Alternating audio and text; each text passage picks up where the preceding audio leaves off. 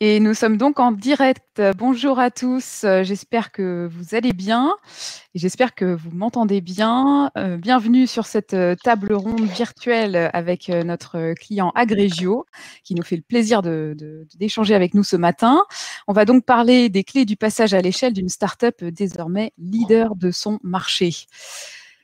Alors, je me présente, je m'appelle Maëlys Levasseur, je suis responsable marketing et communication chez Hippon Technologies et aujourd'hui, on aurait dû être en direct depuis nos locaux parisiens, mais malheureusement, comme vous le savez, nous sommes reconfinés et donc nous sommes bien à distance voilà, pour cette table ronde virtuelle. Excusez-moi, j'ai passé les slides un peu vite.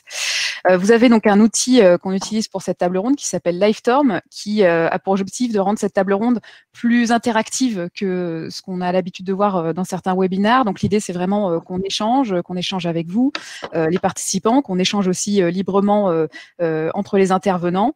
Donc l'idée, c'est vraiment d'être sur une table ronde où voilà, on interagit et on n'est pas seulement en one way. Donc j'ai le plaisir d'intervenir ce jour avec deux collègues et puis un client. Je vais d'abord laisser la parole à notre invité, Sylvain Guédon. Bonjour Sylvain, comment vas-tu? Très bien. Quelques petits problèmes de connexion juste avant, mais tout va bien là. On va y arriver. C'est les aléas du direct. Hein. Ouais, c'est les aléas du direct. Tu es là, c'est ce qui compte. Alors Sylvain, est-ce que tu peux rapidement du coup te présenter et puis Oui, présenter bien sûr. Agrégio? Donc, Sylvain Guédon, hein, je suis ravi d'être là. Je suis cofondateur et directeur général d'Agrégio et j'ai à peu près 17 ans d'expérience dans l'énergie sur divers postes et divers métiers au sein du groupe EDF. Alors, Agrégio, en deux mots, qu'est-ce que c'est? D'abord, c'est un acteur du marché de l'électricité. C'est une start-up et une filiale à 100% du groupe EDF qui a été lancée en juillet 2017. Et alors, qu'est-ce qu'on fait dans la vie? On est un acteur du marché, un agrégateur d'électricité. Donc, c'est quoi un agrégateur? Un agrégateur d'électricité renouvelable, ça veut dire qu'on achète de la production renouvelable, tout type de filière, éolien, solaire, bioénergie et tout ce que vous pouvez voir dans les territoires. Et on va valoriser cette production sur les marchés. Et on fait aussi une deuxième chose, on agrège de la flexibilité. Alors, la flexibilité, c'est un concept très électricien. C'est la capacité qu'a un consommateur ou un producteur à moduler sa consommation ou sa production. Et ça a la valeur pour le système électrique parce que ça permet d'assurer l'équilibre entre l'offre et la demande. Et pour faire tout ça, eh ben, on a besoin d'une plateforme IT. L'IT, c'est l'actif de l'agrégateur par excellence. Et c'est la raison pour laquelle je suis ici avec vous. Eh bien, super. Merci beaucoup, Sylvain, de ta disponibilité. Je vais laisser donc mes deux collègues se présenter. Victoria, bonjour, comment tu vas? Bonjour Maëlys, ça va bien et toi? Ouais, merci. Alors, du coup, je te Tout le laisse. monde va bien? Bah écoute, ouais, ça va bien, merci. Je te laisse te présenter et puis présenter ton rôle sur le projet Agrégio. Oui, bien sûr. Alors, moi, je suis coach agile chez Hippon Technologies. Je fais partie de la practice coaching agile et j'accompagne Agrégio depuis un peu plus d'un an dans sa transformation et sa transition vers le passage à l'échelle. Très bien, merci. Et François? Bonjour Maëlys. François Pro, moi je fais la direction technique d'Hippon Technologies. Plus particulièrement, je m'occupe de la practice cloud et DevOps. Et mon rôle sur le projet, ça a été pendant 3 ans de l'accompagner en tant que responsable de l'engagement Hippon, donc de suivre la qualité du delivery et d'adapter en permanence le dispositif que Hippon mettait à disposition d'Agrégio pour s'adapter à ses besoins. Ok, très bien, je te remercie. Alors, pense à parler bien fort parce que je pense qu'on D'accord, je vais mieux. donner un peu de voix. Merci beaucoup. Très bien.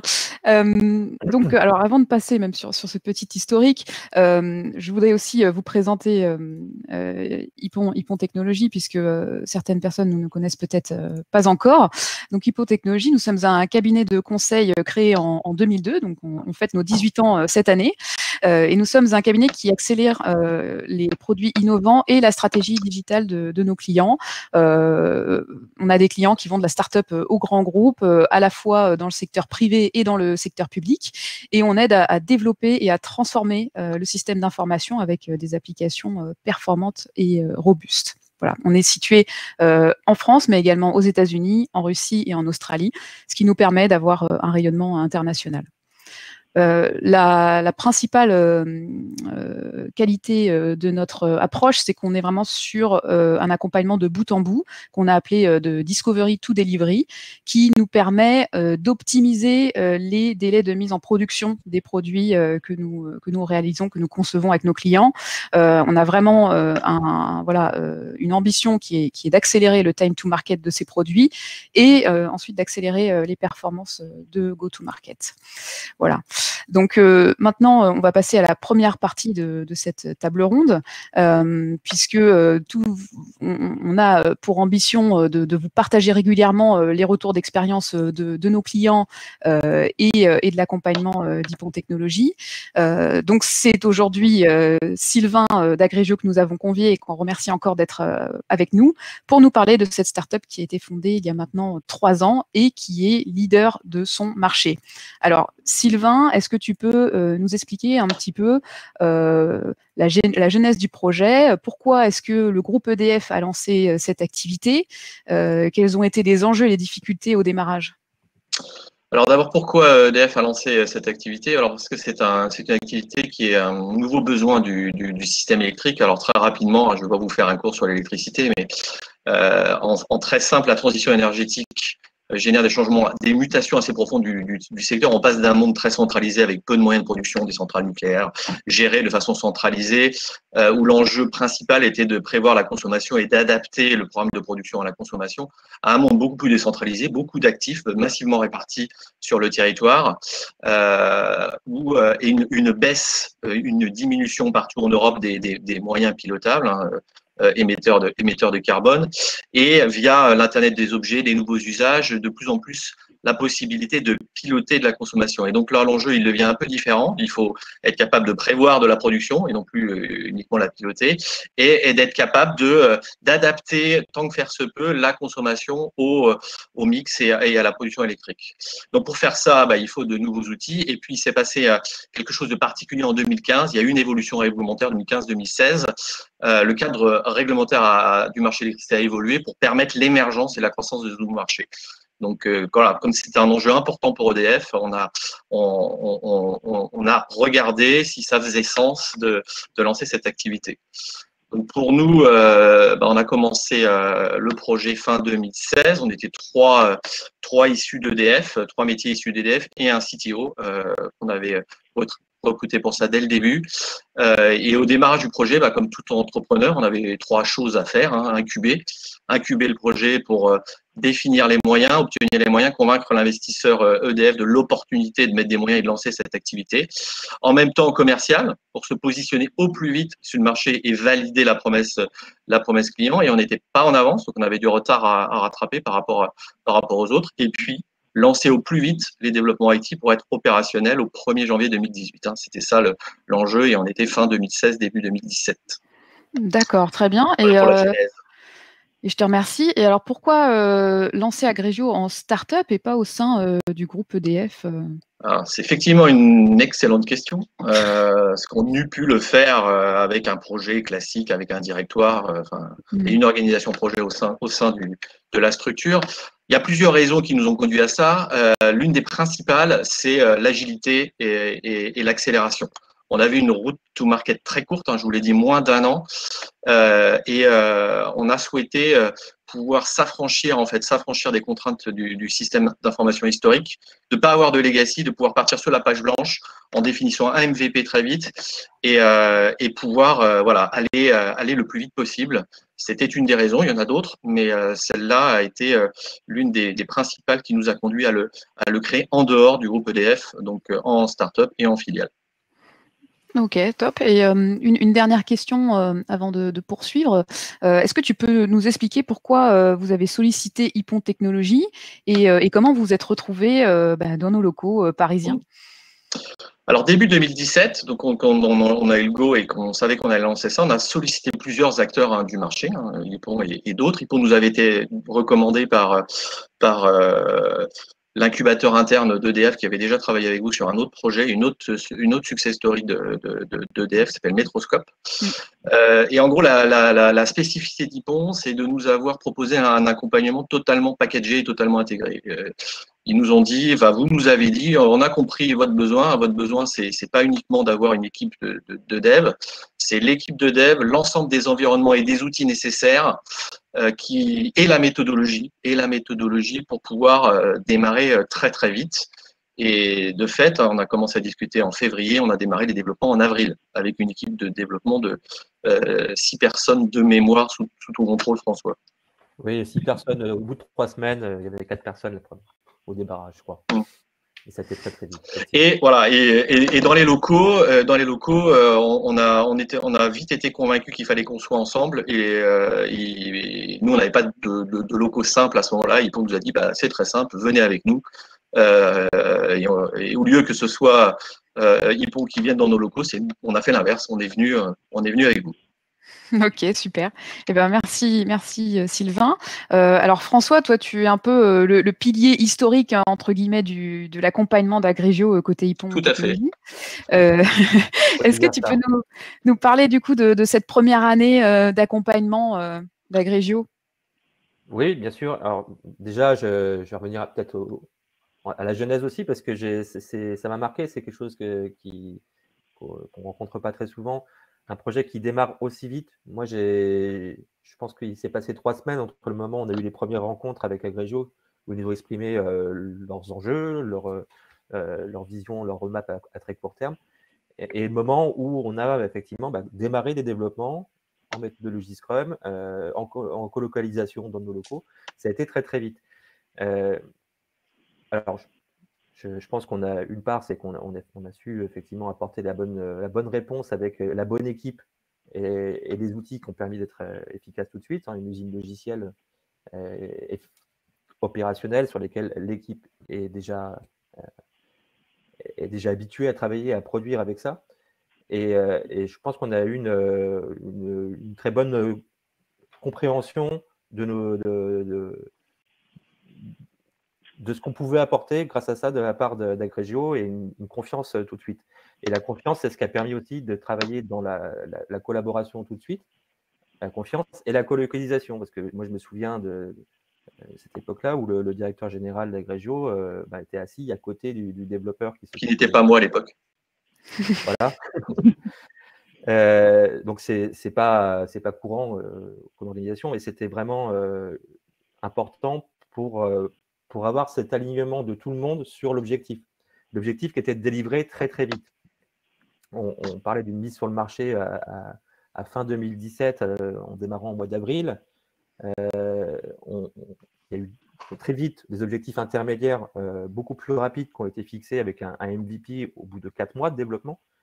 Ce qui a été, là-dessus, on était vraiment alignés, parce que c'était le moyen de sécuriser le fait que quand on ouvre le 1er janvier, ça marche, et on est sûr que ça va marcher.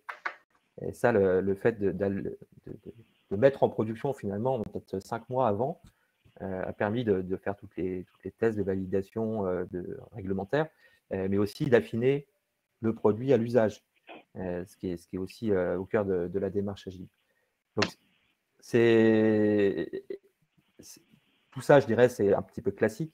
Le point qui a été très important aussi, et ça, je pense que c'était aussi lié au fait qu'Agrégio a fait le choix de se structurer en start-up, c'est les choix technologiques. Sylvain l'a évoqué rapidement, qui ont été vraiment pareillement tirés par cet objectif de rapidité et par le pragmatisme, en fait. C'est-à-dire que tous les échanges, les décisions qui ont été prises en début de projet, c'était pour voir comment on pouvait simplifier, qu'est-ce qu'on pouvait enlever qui n'était pas nécessaire pour atteindre ces premiers objectifs. C'était vraiment les principes KISS pour atteindre cet objectif ambitieux. Donc, je prends un exemple, par exemple, on pensait au départ à mettre en place des architectures Big Data. On n'avait pas besoin au démarrage, donc on ne l'a pas fait. Ça a été plus rapide, plus simple et plus solide, j'en dire, pour démarrer, même si finalement c'est arrivé plus tard.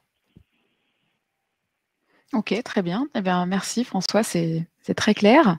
Excuse-moi, un petit complément, un des choix aussi très important dans la même logique de choix pragmatique et efficace, c'était le choix d'AWS.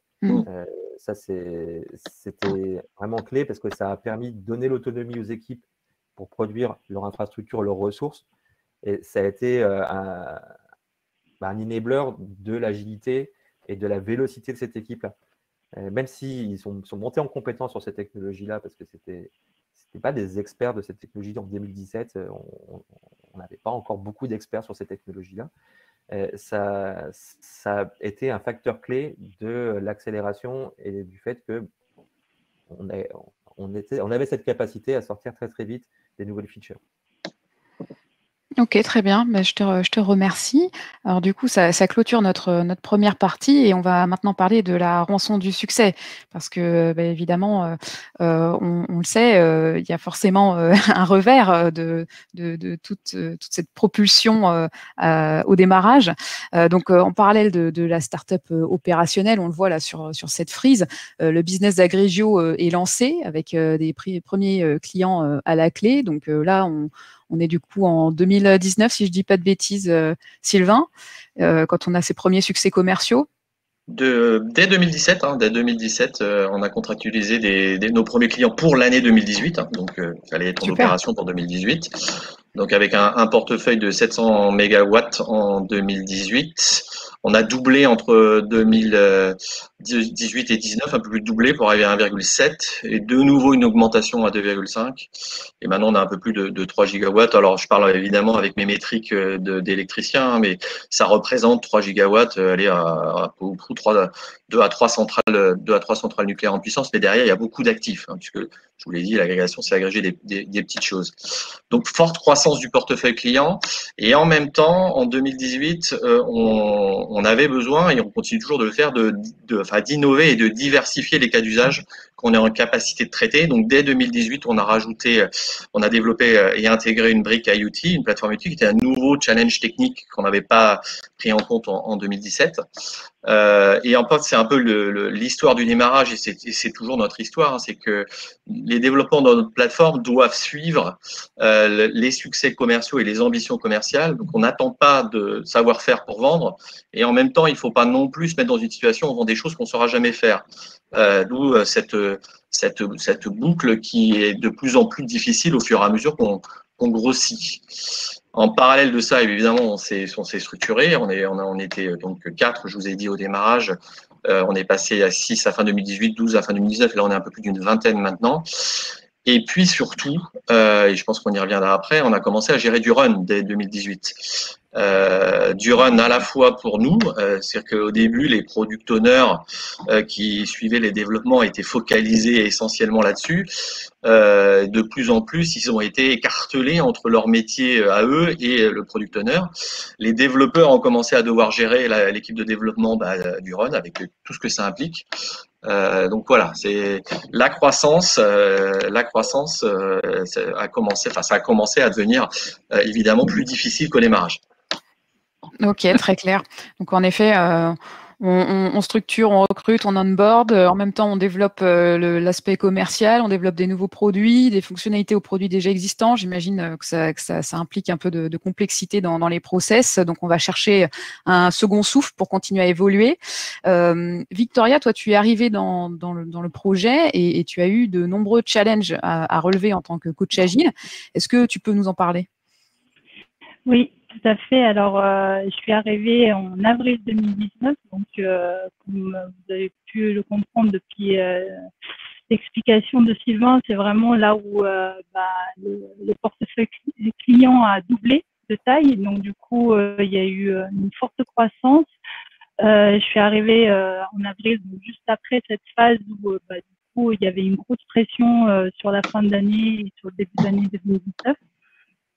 Et du coup, mon objectif, c'était d'identifier les dysfonctionnements qui avaient amené cette équipe à arriver à bout de souffle et de les accompagner pour trouver du coup des axes d'amélioration et des pistes pour du coup retrouver et relancer la machine et mettre de l'huile dans les rouages.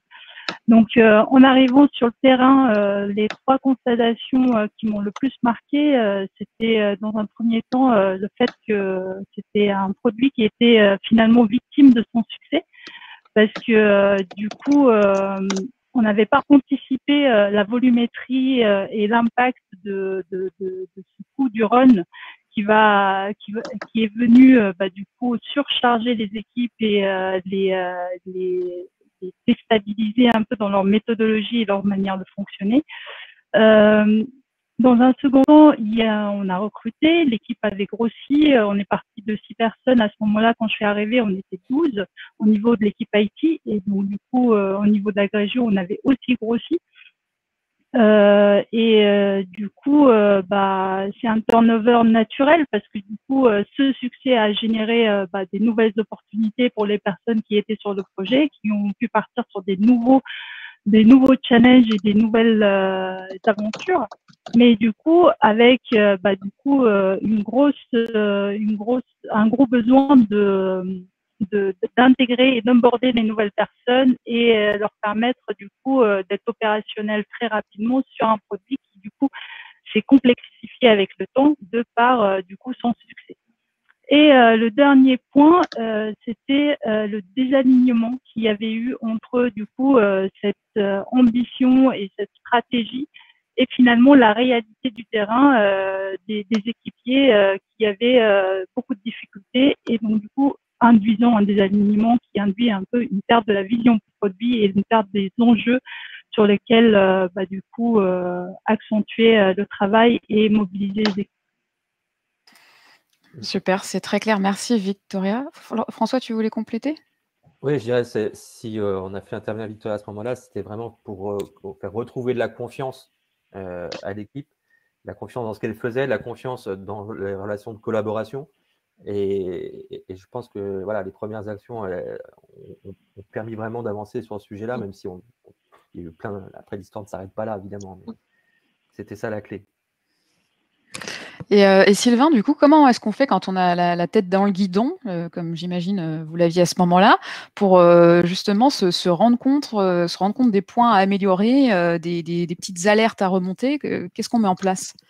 Alors déjà, pour s'en rendre compte, parce qu'il y a évidemment du qualitatif, hein, on constate bien l'essoufflement et puis la frustration des deux côtés.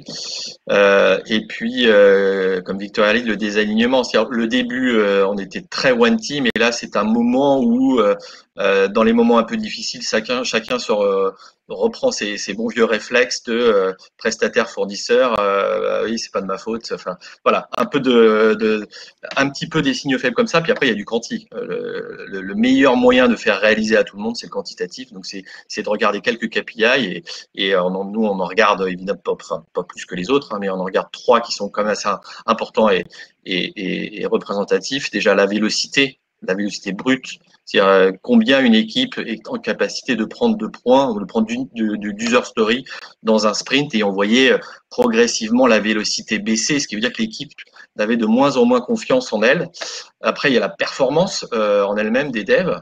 On voit des taux d'issue qui commencent à augmenter, c'est-à-dire le nombre de fois où il faut revenir sur une user story pour réussir à la valider. On a vu cet indicateur se dégrader.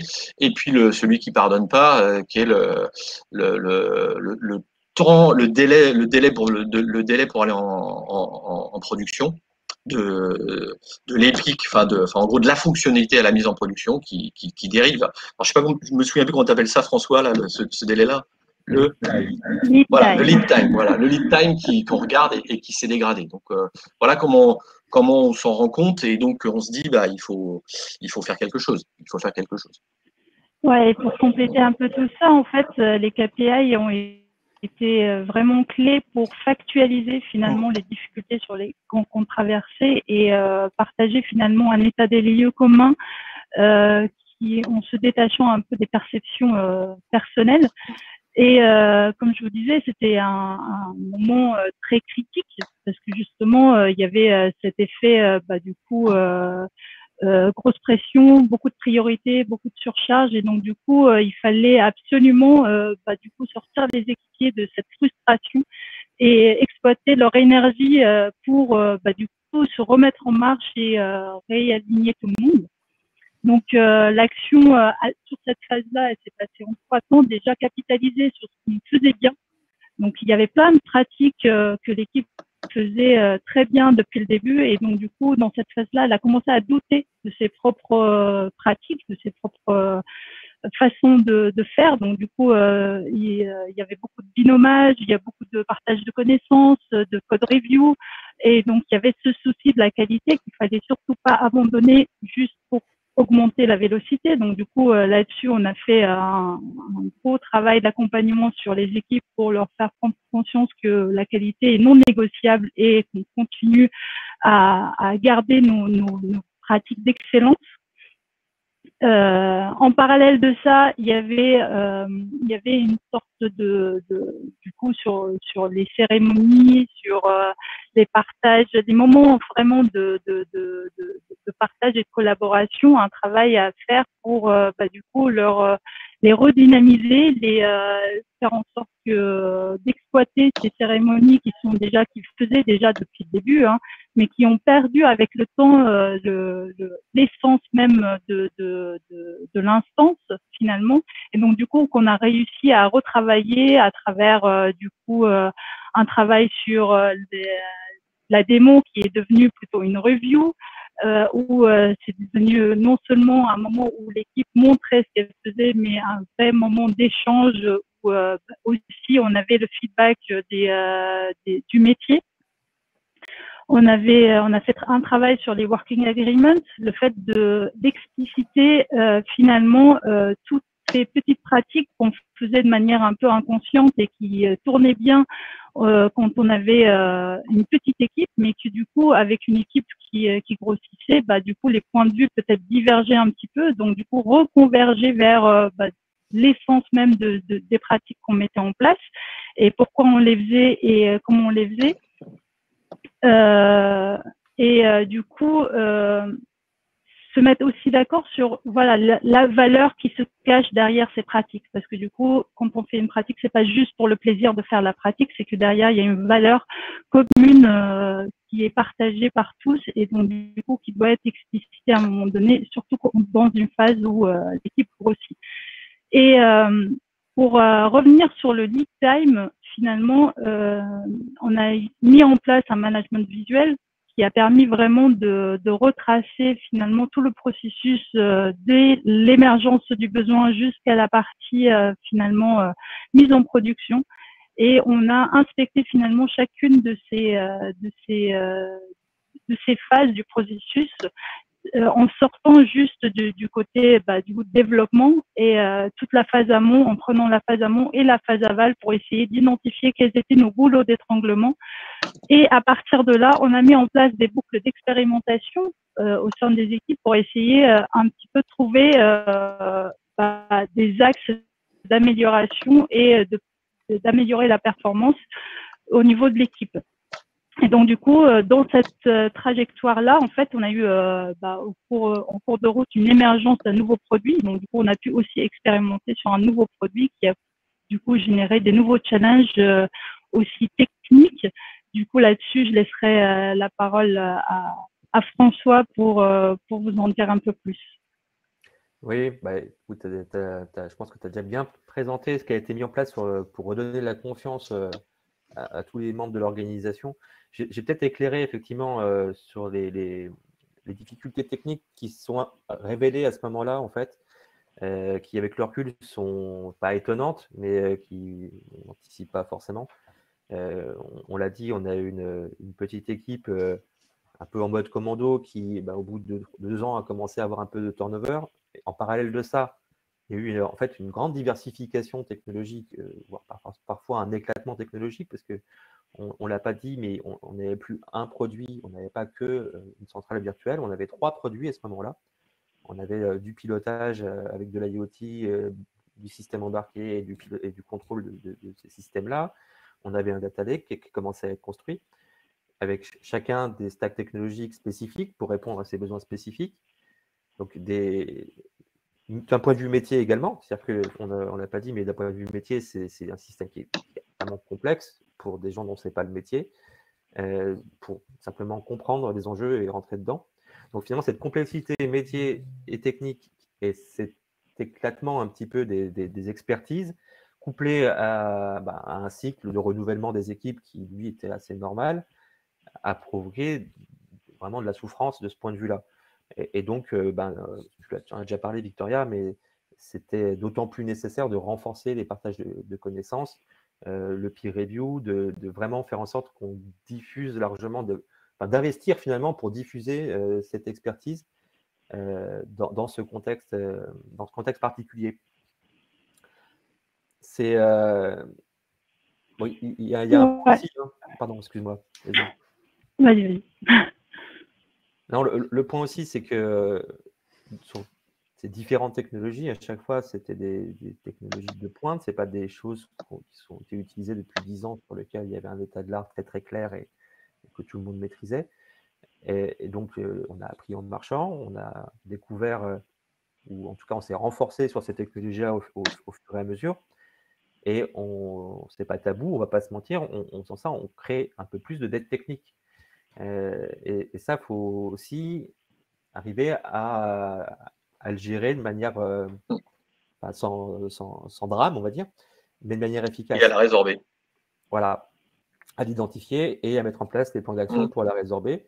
Et c'est dire que c'est pareil, c'est pas la course au point de vélocité qui va nous faire avancer dans le long terme, c'est de stabiliser le socle. C'est ce que tu disais aussi, Victoria, c'est le fait que la qualité ne soit pas négociable, ça passe aussi par là. Donc, je dirais, c'est toutes ces choses finalement qu'on ne voyait pas quand on avait 6 personnes qui travaillaient dans une Scrum Team avec un projet nouveau en Greenfield et qu'on a tendance à oublier, puis à un moment, ils se rappellent à nous. C'est ça. En fait, dans cette phase-là, on a mis en place pas mal de choses qui ont permis de remettre de l'huile dans les rouages, de redonner confiance aux équipiers et de les sortir de leur frustration où ils étaient dans une posture où ils subissaient les choses et du coup de se remettre en marche et d'être force de proposition et d'aller de l'avant. Et donc du coup, c'est à ce moment-là que finalement c'est devenu clair dans la tête de tout le monde que on avait un besoin d'organisation au niveau de toute l'entité d'Agrégio et pas juste finalement le problème n'était pas juste lié à la vélocité et à la capacité de l'équipe à gérer le run et le business. Ok, très clair. Merci beaucoup à tous les trois. Ça clôture notre deuxième partie. Donc, on va maintenant parler du scale-up en lui-même, donc du passage à l'échelle finalement qui était nécessaire, hein, puisque maintenant le modèle startup en mode garage, entre guillemets, n'est plus viable. Donc, on a ce scale-up qui arrive. Sylvain, d'après toi et ton expérience, c'est quoi les décisions qui ont été prises pour transformer Agrégio et avec le recul, qu'est-ce qu'elles ont apporté? Alors d'abord, la première chose qu'on a fait, c'est de travailler sur le constat. Donc on a fait un audit une fois qu'on a mis en place les premières mesures dont a parlé Victoria, ce qui a redonné de l'air, mais c'est pas suffisant. On a un peu passé au crible notre organisation des développements de façon générale. Et puis on en a défini une roadmap, un plan d'action assez clair. On a retravaillé sur nos produits. François l'a dit, c'est-à-dire qu'on est parti d'un MVP et au fur et à mesure on a diversifié, donc on a rajouté des produits différents. Donc, on a retravaillé sur l'organisation produit. En mettant une équipe de développement sur chacun des produits et un product owner identifié sur chacun des produits. On a beaucoup fonctionné, nous, au démarrage, sur le product owner qui fait aussi un métier. Donc, Jérôme dit que je ne suis plus là. Si, on te voit, on t'entend. Ah bon, d'accord. Vous me rassurez. Donc voilà, je disais donc une définition. Voilà, notre plateforme c'est plusieurs produits. Notre IT c'est plusieurs produits, ce qu'on n'avait pas clairement défini jusqu'à présent. Et le deuxième sujet sur les product owners qui font métier en même temps, on va arrêter de faire ça, on va les professionnaliser. Donc finalement mettre en place une organisation qui est plus cohérente avec les bonnes pratiques de l'agile. La deuxième chose sur laquelle on a travaillé, c'est nos roadmaps. Nos roadmaps et la planification. La planification, donner plus de vision sur qu'est-ce qu'on veut faire, qu'est-ce que ça apporte, quelle est la question de l'importance, la question de la valeur. J'ai vu que cette question a été posée, effectivement, c'est une question clé. Qu'est-ce qu'on veut faire? Est-ce que ça apporte de la valeur? Est-ce que c'est vraiment utile? C'est quoi les marges de manœuvre qu'on a, les contraintes sont-elles vraiment des contraintes? Donc, ça nécessite de prendre un peu de hauteur, ce qu'on avait un petit peu perdu. Voilà, ce qu'on avait un petit peu perdu, et donc en retravaillant sur notre roadmap, en redéfinissant bien les produits, en responsabilisant et en professionnalisant les gens sur chacune des lignes. Et puis après, on est allé sur l'étape, enfin l'étape ultime, je ne sais pas si c'est l'étape ultime, mais on s'est mis dans une organisation en PI planning pour bien synchroniser les équipes. Et puis, au lieu de piloter sprint par sprint, donc 3 semaines par 3 semaines, on pilote tous les 2 mois. C'est beaucoup plus efficace. Et cette cérémonie-là, pour gérer la complexité qu'on a avec les interdépendances et les risques, est assez efficace. Enfin, a porté ses fruits très rapidement. Dès qu'on l'a mis en œuvre, on a vu une amélioration sur la qualité de ce qu'on faisait.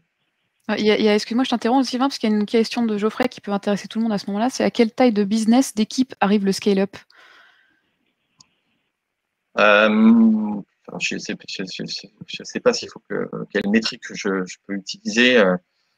La prise. Pour moi, le sujet s'est posé en 2020. Enfin, c'est posé entre fin 2019 et début 2020, lorsqu'on est arrivé à un portefeuille autour de 2-3 gigawatts, avec surtout la diversité des cas d'usage qu'on avait à traiter. Si je vous parle en chiffre d'affaires, c'est un peu faussé parce que dans notre métier, les chiffres d'affaires sont assez élevés parce qu'une bonne partie d'achat pour revendre, on est à plus de 100 millions d'euros de chiffre d'affaires. Mais ce qui est important, c'est la diversité des cas. Et puis, on est arrivé à plus de 12 développeurs, donc une équipe de 12 développeurs. Oui, c'est un indicateur, on va dire, classique dans l'agilité. On parle de la pizza team. L'équipe peut nourrir avec 2 grosses pizzas. On l'avait dépassé depuis un moment. On l'avait dépassé depuis un moment, ça, complètement. Voilà. Il y avait un autre indicateur clé qui était le fait qu'on avait plusieurs produits. Donc finalement, on était dans une situation un petit peu dans une grise où le modèle classique Scrum Team marchait plus très bien, mais on n'était pas encore assez gros pour aller sur du SAFe qui ne dit pas encore son nom. Et en fait, c'est cette réflexion sur le fait de découper les équipes, je me souviens qu'elle a duré très longtemps. On en a parlé pendant des mois parce qu'on se disait mais qu'est-ce qu'on va perdre aussi en passant dans ce modèle-là. Et puis à un moment, c'était plus une question parce que finalement, il y avait la structuration, il y avait la masse critique pour que ça ait du sens. Il n'y a plus de débat. Et sur le scale-up, il s'est passé aussi un événement, c'est qu'en parallèle, le groupe EDF a racheté un autre acteur, un autre agrégateur en Allemagne. C'était un move stratégique parce qu'ils avaient une brique technologique qui nous intéresse. Donc, et du coup, on s'est rajouté à un chantier de convergence de plateformes pour intégrer une brique technologique qu'ils ont. Donc, avec une coordination entre nos développements et une équipe de développement qui est en Allemagne, qui rajoute un petit sujet de complexité. Et pourquoi ça, à la fois pour l'international, pour pouvoir s'internationaliser, et puis pour mieux innover et rajouter des briques qu'on n'a pas encore. Donc voilà, c'est le scale-up, il se produit, je pense, effectivement, à un moment à partir d'une taille d'équipe, d'une diversité de cas d'usage. Et puis, pour nous, ça s'est passé entre 2019 et 2020, fin 2019, début 2020. C'est ça. Et puis pour compléter un peu tout ça, il y a aussi une question. C'est vrai que ça a duré longtemps, cette hésitation à passer à l'échelle. On a expérimenté en faisant 2 équipes, mais finalement les interdépendances entre les équipes poussent aussi à une organisation plus structurée au niveau de son passage à l'échelle, parce qu'il y a non seulement de la complexité à gérer sur un seul produit, mais du coup, il y a de la complexité qui vient de la dépendance qu'il y a entre les différents produits. Et finalement, si on se remet dans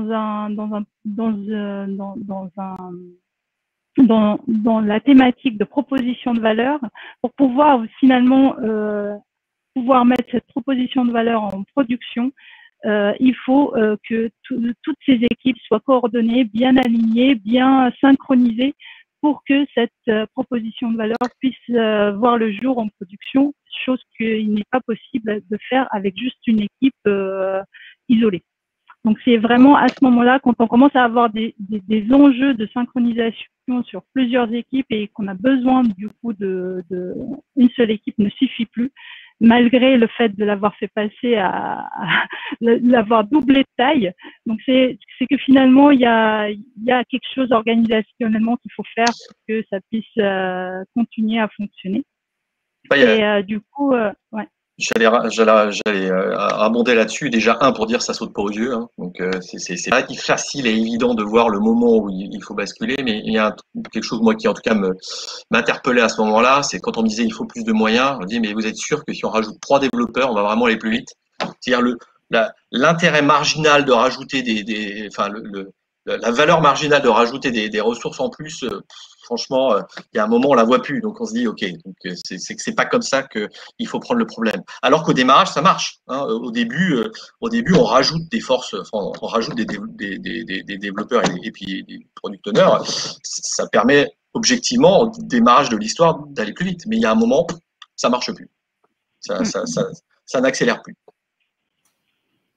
C'est ça. Mais ça saute pas aux yeux. Ouais, non, c'est assez subtil. En fait. C'est assez subtil. Du coup, c'est de là où finalement la deuxième phase où du coup on était confronté à cette rançon du succès. Il faut prendre le temps de vraiment de faire l'état des lieux, de vraiment essayer d'adresser toute la chaîne pour essayer de prendre du recul et se rendre compte que finalement c'est pas juste une question de capacité de l'équipe à produire.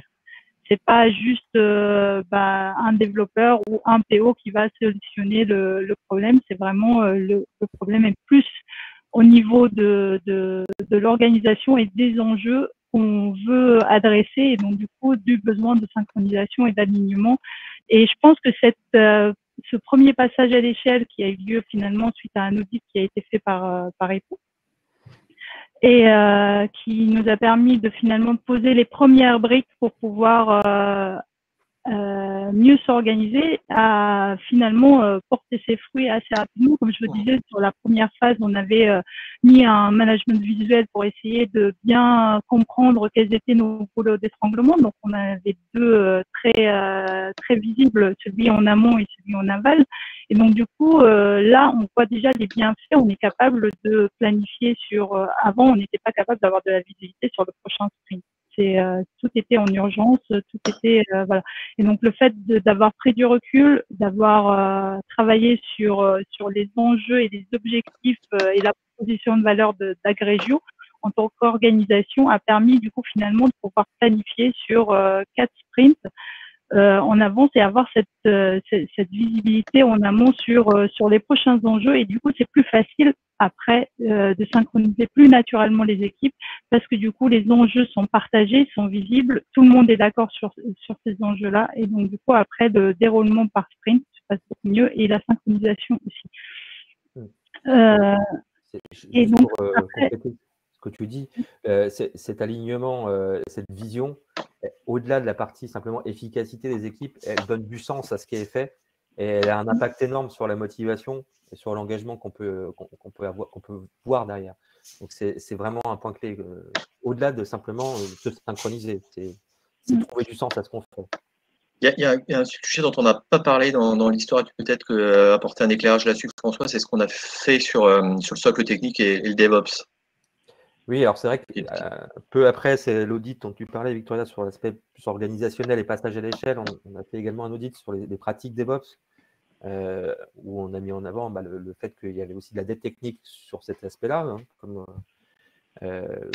du fait qu'on n'avait pas forcément d'experts de ce sujet-là dans les équipes. Donc ça, c'est quelque chose sur lequel on a remédié assez simplement, parce qu'il y a beaucoup de chantiers d'amélioration, de remise en cohérence aussi des différents projets, des différents produits pour chacun va de son côté au plus rapide pour délivrer, c'est l'esprit.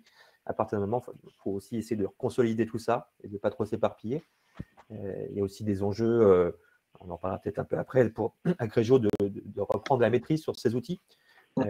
Donc de passer du modèle où il fournissait son usine logicielle standard mutualisée à quelque chose qui appartient à Agrégio parce que ça peut être un enjeu.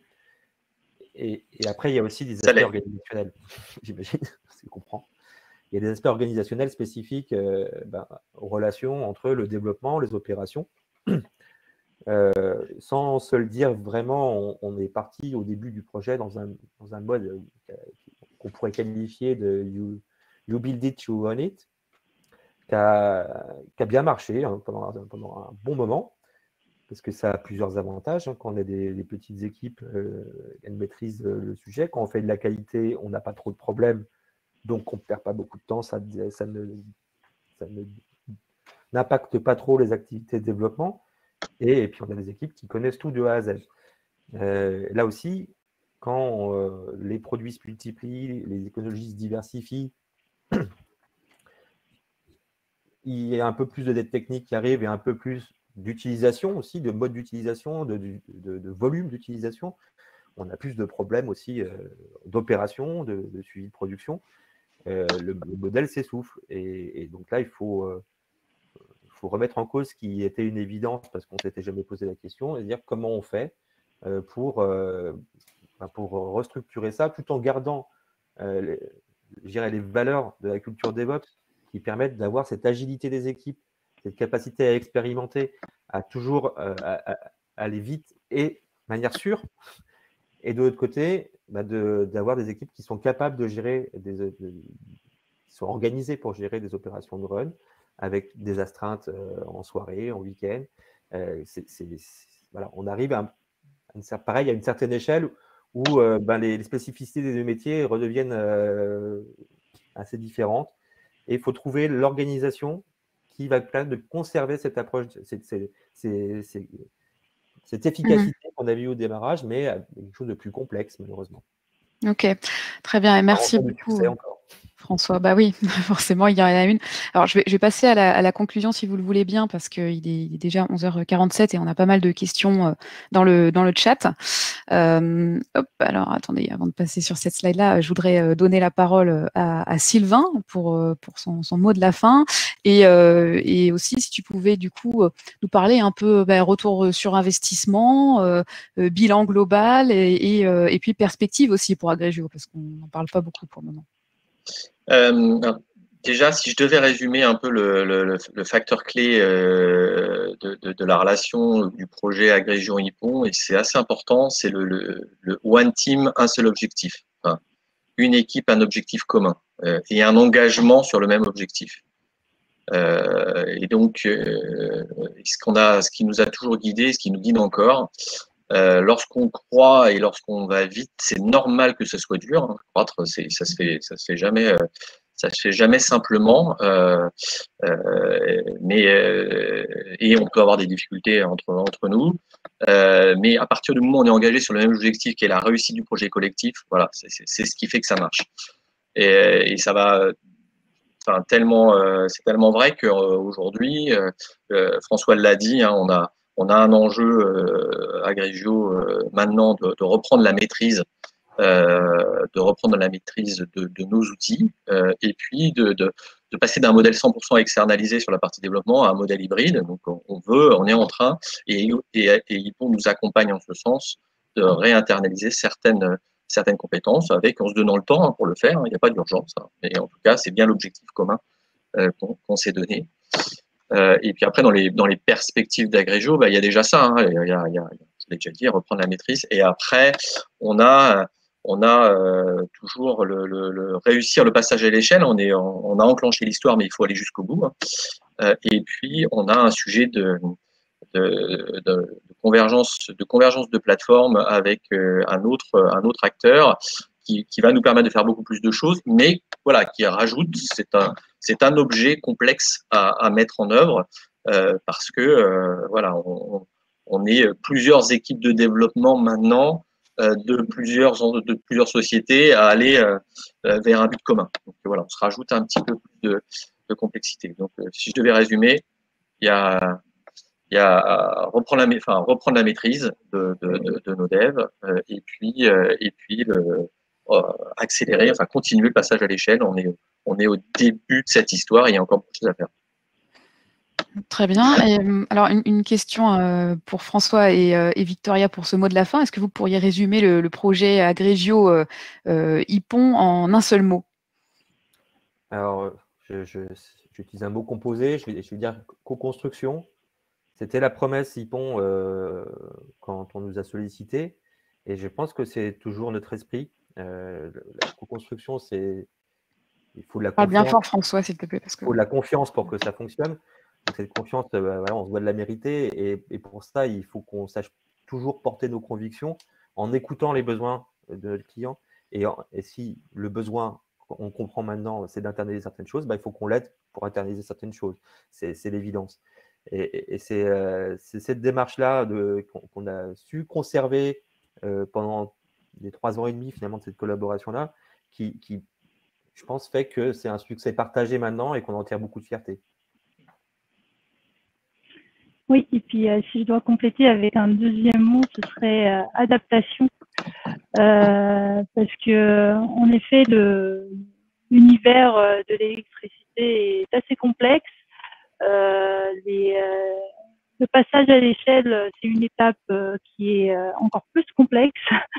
Et du coup, c'est comme quand on va faire du sport, c'est jamais facile, ça fait même mal parfois. Mais l'idée, c'est de trouver son rythme,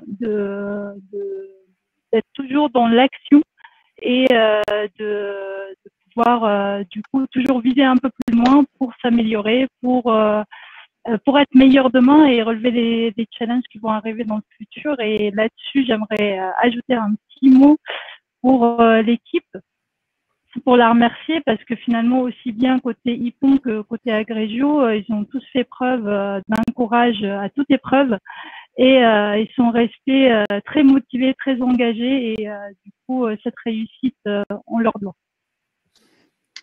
Je partage sur le niveau d'engagement collectif assez exceptionnel. Super, merci à tous les 4. Donc voilà, on est sur la conclusion. Je vais maintenant prendre les questions qui sont dans l'onglet dédié. Alors, on a peut-être répondu à certaines, hein, je les lis en live. Bonjour, quelle a été l'évolution de la proportion prestations internes Ypon vs équipe IT propre à Agrégio? Est-ce que cela a été un facteur important dans ces problèmes rencontrés ou facilitateur au contraire? Donc, on en a quand même pas mal parlé. Oui. Voilà, on avait répondu à cette question. Quelle était la disponibilité des PO travaillant sur le projet? Était-il dédié à 100%? Non, au démarrage, non. Et c'est l'une des raisons, des difficultés. Et justement, maintenant, on professionnalise, on spécialise nos product owners. Mais au début, on est très peu. Donc, c'est l'histoire d'une start-up. Hein, tout le monde fait tout. Ouais, mais ça marche qu'un temps. Hein. C'est ça. Et donc, du coup, c'est un petit peu l'accompagnement qu'on a mené auprès des PO, auprès du métier d'Agrégio, pour vraiment faire prendre conscience que PO, c'est pas un rôle qu'on prend à côté, surtout quand on est en train de passer à l'échelle, qu'on est en train de se restructurer et qu'il y a beaucoup de demandes. On a besoin vraiment de professionnaliser ce rôle et d'avoir des personnes vraiment identifiées pour assumer les responsabilités, parce que c'est un rôle clé et un facteur de succès des produits qui en découlent. Ouais, sans du tout mettre de bémol sur la professionnalisation nécessaire des product owners, je voulais attirer l'attention sur le fait qu'il y a une complexité métier assez exceptionnelle sur le projet Agrégio, qui faisait que ça avait beaucoup de sens d'avoir des experts du métier, des gens qui sont opérationnels, au démarrage, bien sûr, qui définissent finalement le produit. Et finalement, il y a cette double contrainte, c'est-à-dire qu'il faut avoir cette expertise métier et en même temps cette professionnalisation, cette maîtrise des méthodes. Il faut les deux. Très bien, merci. Alors, William qui demande, Sylvain expliquait qu'avec un marché de plus en plus décentralisé, de nouvelles problématiques apparaissent, comme par exemple la prévision de production. Avez-vous fait une prévision homemade ou avez-vous utilisé des modèles existants? Les deux. Donc, on a du homemade et puis on a des prestataires prévisionnistes qui nous fournissent une partie de la prévision. Donc, on fait bien les deux. Très clair. Avez-vous été impacté par la crise liée au Covid et si oui, comment avez-vous réagi? Alors peut-être que Sylvain peut répondre pour Agrégio et puis François pour Ypon. Alors la question est double en fait, d'un point de vue business et puis d'un point de vue business sur notre activité, c'est l'impact est pas énorme. Donc, enfin sur cette activité spécifique de l'agrégation, hein, pour un électricien plus classique comme EDF, l'impact est beaucoup plus majeur, mais pour nous ça va. Bon, il y a des projets qui se retardent, enfin, à peu près comme tout le monde, donc ça veut dire que sur la trajectoire de développement commercial, ça va quand même avoir un petit impact. Et après, sur l'organisation du travail, on a la chance d'être capable de faire tout en télétravail. On avait expérimenté ce passage-là lors des grèves, les grandes grèves de décembre de SNCF. Ça avait été un peu chaotique, mais on y était bien arrivé. Et du coup, bah, la crise Covid nous a permis de basculer à 100%. Alors après, le 100% télétravail a quand même quelques contraintes, mais on y arrive sans trop de difficultés. On a même réussi à faire un PI planning 100% à distance vendredi et ça s'est très bien passé. Et François, peut-être côté Ypon, du coup?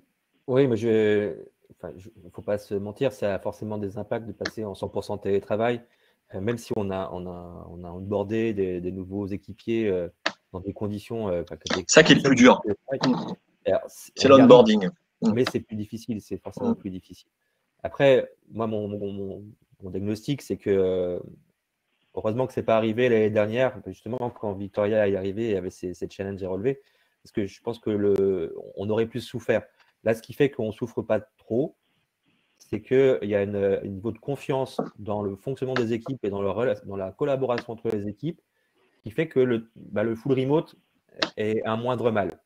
Et parce on sait comment on doit fonctionner, on sait pourquoi on fait ça, on a confiance dans ce que font les autres, et du coup, ça passe pas mal. Victoria, je te laisse donner ton point de vue parce que je pense qu'il est peut-être plus proche du terrain encore. Non, c'est sûr que la confiance joue beaucoup et la transparence aussi, le fait de partager les mêmes outils, de partager les mêmes processus. Bien que les personnes soient à distance, finalement, on se parle tous les jours, on fait nos daily, même s'il est à distance, on a un management visuel et des outillages pour nous aider à pouvoir visualiser la même chose et pouvoir être aligné et rester aligné toujours dans la même direction. En effet, il nous manque la partie du coup sociale de la proximité, mais on a tous hâte de retrouver finalement un petit peu de présentiel pour ça, mais en termes de finalement d'efficacité et d'alignement, la confiance et la transparence sont deux facteurs clés qui nous ont permis de pouvoir rester productifs et alignés sur les enjeux business. Et ça marche bien tant que les gens se sont connus, je mets des guillemets, hein, mais c'est là ce que je disais, c'est le plus difficile, c'est pour onboarder des gens et des nouveaux arrivants, et on en a pas mal par ailleurs dans la vie d'agrégation, on recrute pas mal de personnes, et ça c'est pas simple, je trouve, de faire rentrer les gens dans une dynamique, dans un collectif, qui connaissent l'histoire, enfin qui partagent, ça manque quand même, donc voilà, ça marche bien parce que tout le monde se connaissait, qu'on a basculé là-dedans. Je trouve que durablement, du 100% télétravail durablement, ça va devenir un problème. Oui, okay. C'est vrai qu'on a eu. Je suis désolée, mais il faut qu'on enchaîne parce qu'on a d'autres questions qui sont dans le chat. Je suis désolée, je sais que la question est super intéressante et en plus, en ce moment, on a tous envie de partager autour. Mais très contextualisé, ouais. Alors, donc il y a Sébastien qui nous dit pour le passage à l'échelle, avez-vous appliqué les principes de l'agilité uniquement aux équipes Scrum ou alors avez-vous embarqué tous les services d'Agrégio, entre parenthèses support, commerce, etc. C'est Victoria, du coup? Alors, on a un petit peu de support avec nous sur la partie agilité. Le commerce, pas encore, pour être tout à fait honnête. Et voilà. C'est une bonne question. Il n'y a pas vraiment de service ressources humaines pour le moment côté Agrégio, donc c'est la question. C'est moi. Non, c'est une bonne question. On se l'est posé, mais effectivement, c'est une question qu'on se pose d'élargir.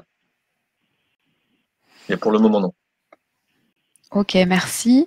En général, les startups cherchent à internaliser la tech des T0. Est-ce que l'histoire aurait été la même en internalisant des T0? Alors, c'est une excellente question. La réponse est non. L'histoire n'aurait pas été la même. Je ne pense pas. Après, j'ai vu une autre question, parce que ça fait écho un peu à ça. J'ai dit effectivement dans l'exposé qu'on était en retard au démarrage, quand on a lancé. Donc, on avait un enjeu extrêmement fort de time to market, pour rattraper et doubler. Et dans les facteurs clés qui nous ont permis de faire ça, c'est d'avoir externalisé tout de suite et d'avoir pu avoir sur étagère, je mets les guillemets qui vont bien, les compétences, les outils, la méthode pour démarrer très très vite. Après, du coup, c'est pas non plus un modèle tenable. C'est pour ça que je disais qu'on est engagé dans une démarche de réinternalisation de certaines choses. Et je ne pense pas que si on aurait mis beaucoup de temps en internalisant la tech DT0 à démarrer. Et ça nous aurait, à mon avis, été fatal. Une autre question qui vient du chat. PI Planning, vous êtes parti sur du safe ou sur un modèle plus hybride? Alors, c'est plutôt hybride pour le moment. On a pris vraiment safe, c'est une grosse artillerie lourde dans le monde de l'agilité à l'échelle. Il y a beaucoup de bonnes pratiques dedans, mais il faut y aller par parcimonie et savoir vraiment pourquoi on adopte telle et telle pratique et quel est l'enjeu qu'il y a derrière.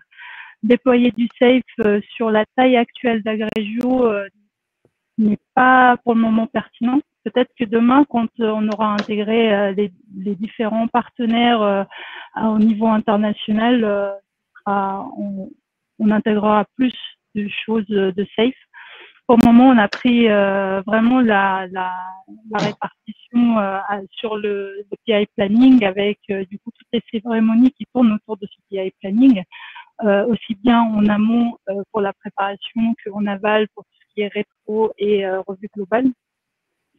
On a pris finalement la System Team qui est chez nous appelée socle technique, mais en fait c'est le pendant de la System Team dans Safe. On est en train de réfléchir sur le modèle pour tout ce qui est DevOps. Donc peut-être qu'on s'inspirera un petit peu de Safe pour certaines parties dans l'organisation qu'on mettra en place sur le DevOps. Mais voilà, je ne sais pas si ça répond totalement à la question, mais ça donne un aperçu de ce qu'on a mis en place. Ok, très bien.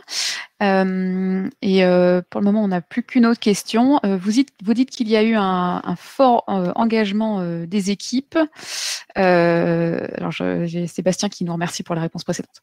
Donc, vous dites qu'il y a eu un fort engagement des équipes. J'ai souvent, pour ne pas dire tout le temps,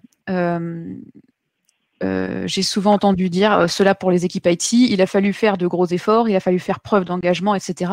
Cela a-t-il tout de même été, entre guillemets, soutenable par pas de journée de 10 heures, par exemple? Je vais donner peut-être une première réponse. L'activité Agrégio est assez saisonnière. C'est-à-dire que les fins d'année sont souvent intenses. Voilà, il y a beaucoup de contrats qui démarrent en début d'année et comme Sylvain le disait un petit peu, le but c'est toujours de vendre avant que ça soit prêt pour attraper ses concurrents simplement et donc de développer. Rattraper ou innover ou diversifier, enfin c'est un facteur clé de succès, hein. C'est effectivement de vendre quelque chose qu'on ne sait pas encore complètement faire. Donc c'est vrai qu'on a eu sur les 3 premières années en tout cas une période de charge plus importante et probablement pas soutenable dans la durée sur les fins d'année. Avec aussi des fois des périodes un peu de décompression qui sont tout à fait compréhensibles et je dirais salvatrices parfois. Donc voilà, c'était plus sur ce schéma-là finalement que ça s'est ressenti. Après, l'engagement, c'est pas quand je parle d'engagement, je pense pas juste aux horaires de travail, hein, parce que on peut faire beaucoup d'horaires. C'est pas que ça. C'est vraiment c'est l'engagement à faire confiance aux autres, à travailler avec les autres, à pas faire ce qui nous fait plaisir, mais ce qui va être utile au projet, au produit. C'est beaucoup ça aussi. C'est ça. Je pense que c'est quand on parle d'engagement, on parle vraiment aussi de courage de dire quand on est en train d'atteindre cette limite.